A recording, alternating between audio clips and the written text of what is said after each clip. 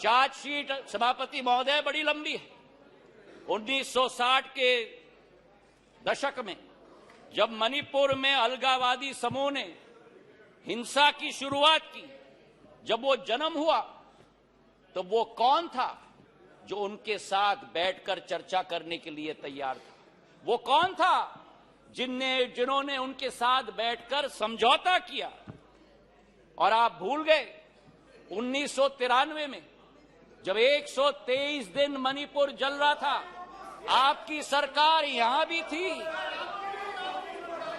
आपकी सरकार यहां भी थी। आपकी सरकार यहां भी थी और आपकी सरकार वहां भी थी। और आज आप मणिपुर के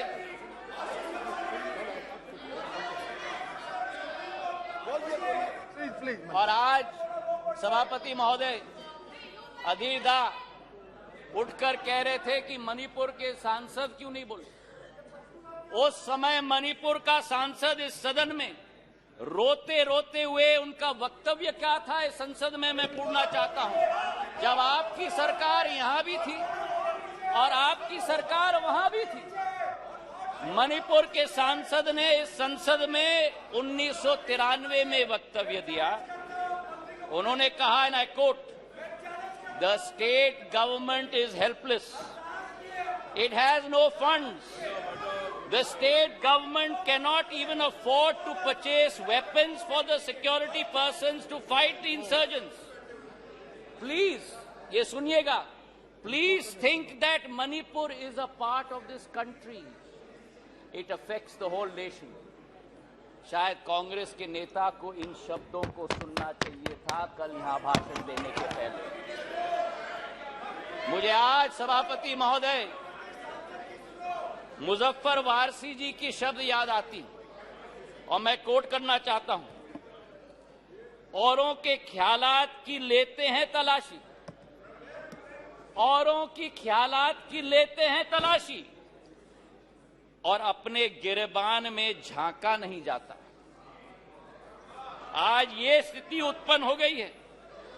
तथ्यों के आधार पर अगर हम बात करें, कल गृह मंत्री जी ने सदन में पूरा व्याख्यान दिया। इनके मंत्री संतरी न तंत्री एक बार भी मणिपुर गए।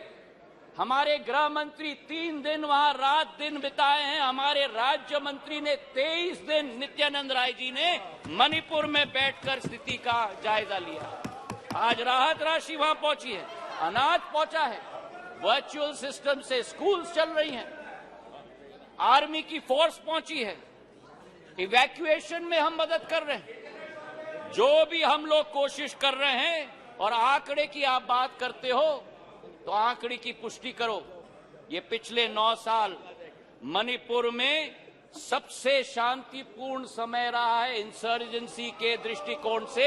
आपके 10 साल से 3 गुना कम इंसर्जेंसी हुई है और 6 गुना कम सिविलियन डेथ्स आज मणिपुर में हुआ है। सभापति महोदय, नॉर्थ ईस्ट की जब हम बात करते हैं, नॉर्थ ईस्ट की जब हम बात करते थे 1 दशक पहले, तो चित्र हमारे दिमाग में आता था। हिंसा का चित्र आता था, आतंक का चित्र आता था, अस्थिरता की चित्र आती थी। और उसके पीछे एक कारण है। उसके पीछे कारण यह है कि दशकों से जो सरकार रही थी, उनकी सोच विचारधारा थी कि अगर बॉर्डर विलेजेस में और उत्तर पूर्वी क्षेत्र में अगर विकास किया तो वहां जागरूकता उत्पन्न होगी, इसलिए उन्हें विकास से वंचित रखा जाए। हमारे प्रधानमंत्री ने 2015 में, देश के प्रधानमंत्री ने पहला कदम लिया। जो भी हिंसक संगठन थे मणिपुर के, उनके विरुद्ध सर्जिकल स्ट्राइक करके म्यांमार तक खदेड़ के भेज दिया था सभापति महोदय। और उसके बाद पहला कदम जो लिया, विकास व्यापक सोच के साथ, एक विचारधारा के साथ, उन्होंने एक विकास का मंत्र दिया। सभापति महोदय, विकास का मंत्र दिया हीरा। क्योंकि उत्तर पूर्वीय क्षेत्र भारत का हीरा है। हीरा मतलब हाईवे, हीरा मतलब इंटरनेट, हीरा मतलब रेलवेज, हीरा मतलब एविएशन। और जिस उत्तर पूर्वी क्षेत्र में केवल 2,500 करोड़ का रेलवे बजट होता था, आज 10,000 करोड़ रुपए का रेलवे बजट है। सभापति महोदय, आपको आश्चर्य होगा कि मेघालय जैसे राज्य को 100 साल इंतजार करना पड़ा, जब तक प्रधानमंत्री नरेंद्र मोदी जी नहीं बने, कि मेघालय को अपने 100 साल में पहला स्टेशन मिला जब बीजेपी और एनडीए की सरकार